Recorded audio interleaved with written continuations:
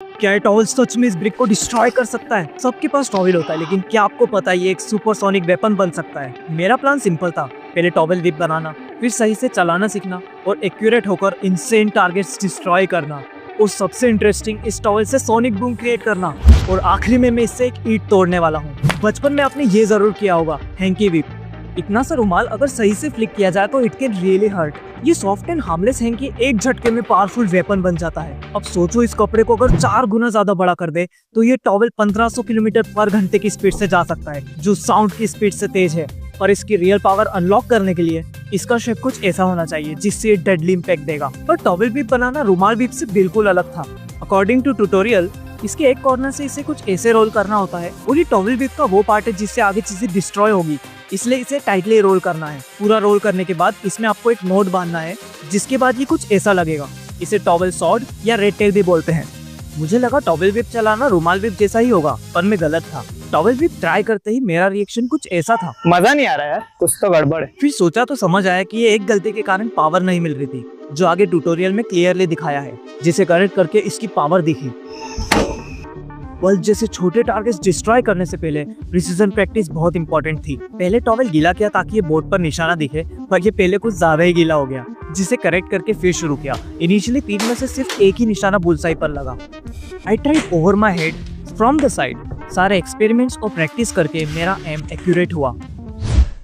Next day यहाँ ऐसा क्यों लग रहा था कि मैं पेड़ पे गुस्सा निकाल रहा हूँ? ये शुरू हुआ एक पत्ती से। अगर ये क्लीन कट हो गया, then I will know my control is real. पहला निशाना शायद लकी था, पर ये फिर से लगा।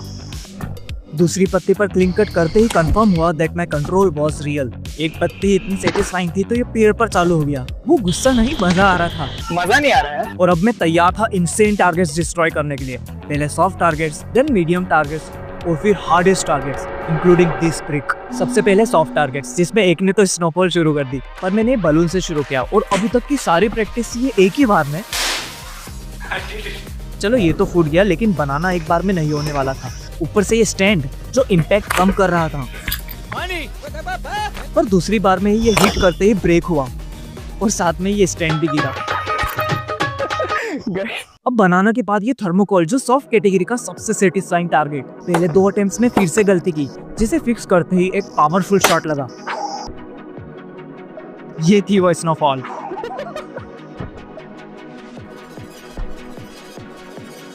इसे ब्रेक करना सेटिस्फाइंग था, पर सबसे सेटिस्फाइंग टारगेट अभी बचा था। थर्ड हिट में ये कम्प्लीटली डिस्ट्रॉय हो गया। फिर कुछ इंटरेस्टिंग हुआ। टॉवल व्हिप चलाते हुए इसमें से एक आवाज आ रही थी।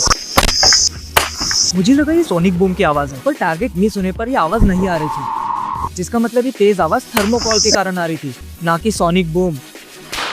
वैसे सोनिक बूम का मतलब होता है एक बहुत तेज आवाज, जो तब आती है जब कोई भी ऑब्जेक्ट साउंड की स्पीड से तेज ट्रेवल करता है और साउंड बैरियर ब्रेक करता है, जैसे ये गन शॉट या फिर ये जेट। पर ये साधारण सा टॉवल साउंड की स्पीड से भी तेज जाएगा। इस वीडियो के हिसाब से इट शुड बी पॉसिबल। तो पहले इसे कॉपी करके देखा, कुछ नहीं हुआ यार। कितना भी ट्राई किया, पर ये सिर्फ दिखने में ही आसान था, और करने में मैंने खुद को ही टारगेट बना लिया।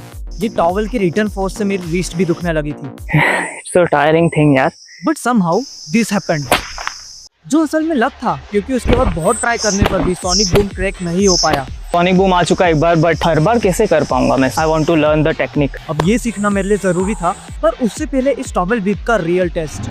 लोगों ने टॉवल व्हिप से हर्ट किया, कुछ ऑब्जेक्ट्स हिट किए, पर अभी तक किसी ने भी इनसेन ऑब्जेक्ट्स डिस्ट्रॉय नहीं किए, जो मैं करने वाला हूँ। वाटरमेलन की हार्ड सरफेस के बाद भी जो हुआ वो सच में अनबिलीवेबल था। फर्स्ट ट्राई में ही रियलाइज हुआ this was not going to be easy. मुझे इसमें क्रैक करना था, पर इतनी बार मारने पर भी कोई डैमेज नहीं हुआ, बल्कि टॉवल डैमेज होना शुरू हुआ।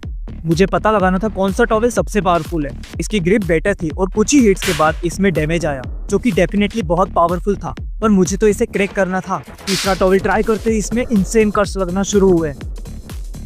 ये काफी कूल लग रहा था, और इससे पता चला पतले टॉवल्स ज्यादा पावरफुल थे, जिसके हिट से इसमें फाइनली बड़ा क्रैक आया।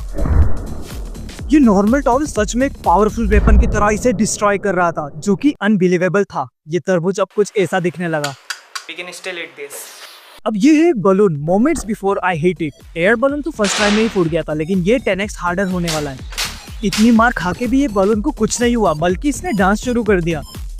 इवन तेज मारने पर भी नथिंग हैपेंड। ये बलून पर टॉवल का इम्पैक्ट देखना ही बहुत सेटिस्फाइंग था।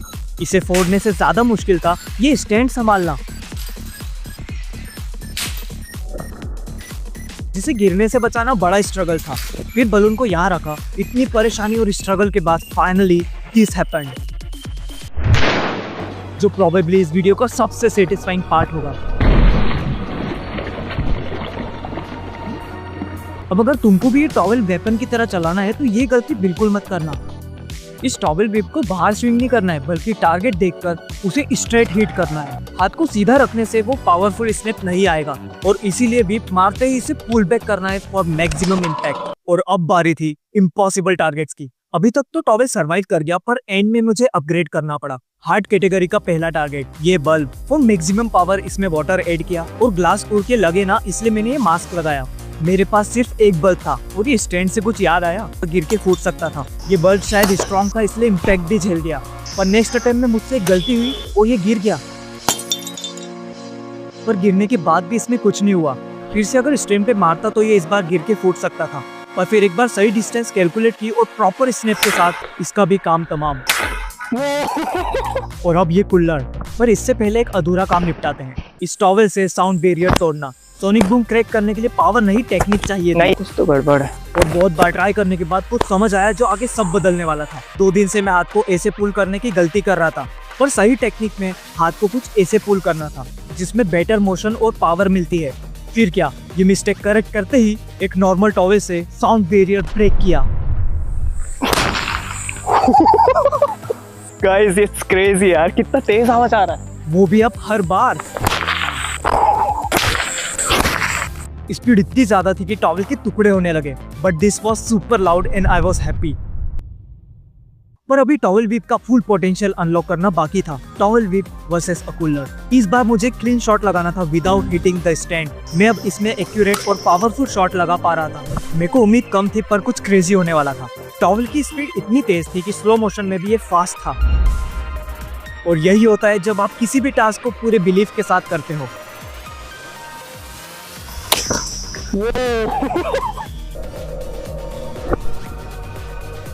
और इसे डिस्ट्रॉय करते ही जो सिनेमैटिक पार्टिकल्स थे वो एक्चुअली में टॉवेल डैमेज होने का सबूत था।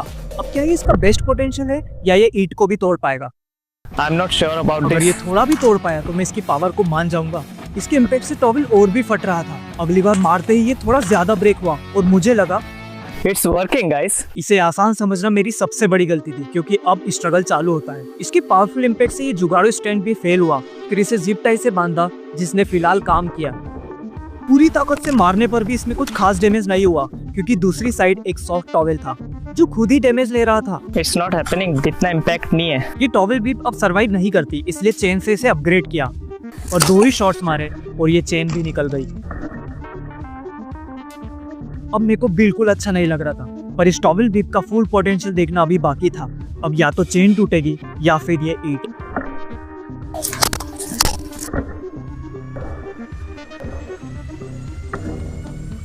ये ईंट शायद ज्यादा ही स्ट्रॉन्ग थी, पर फिर भी एक बड़ा टुकड़ा हुआ और कुछ और भी टूटा था। ओह माय गॉड, चेन भी गई। टॉवेल और ईंट से कहीं ज्यादा डैमेज इस चेन का हुआ था, जो शुरू में कुछ ऐसी थी। ये ईंट पूरी तरह से तो नहीं टूटी, लेकिन ब्रिक का डैमेज भी पहले से क्लियरली दिख रहा था। ये पावर टेस्ट इतना एक्सट्रीम चला गया कि मैं यहाँ ईंट तोड़ने आ गया। पर शायद मैं भूल चुका था कि ये सिर्फ एक ऑर्डिनरी टॉवेल है, जिसने ऑलरेडी वेपन होने का इनफ प्रूफ दिया है। अगर ये वीडियो पसंद आया हो तो अपने दोस्तों को जरूर भेजो। कमेंट में बताओ बेस्ट पार्ट कौन सा लगा और नेक्स्ट स्किल क्या देखना चाहते हो। स्क्रीन पर दिए इस वीडियो को देखो कैसे मैं कार्ड थ्रोइंग को एक्सट्रीम लेकर गया।